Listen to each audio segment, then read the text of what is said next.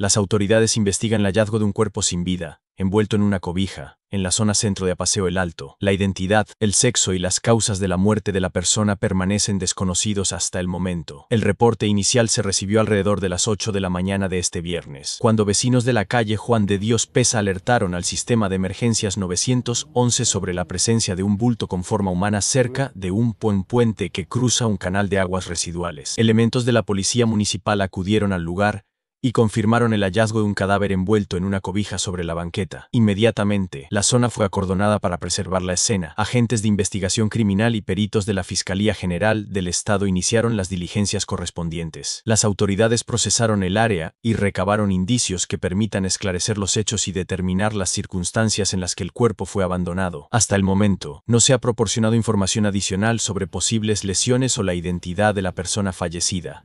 Para Vía Noticia. Sí,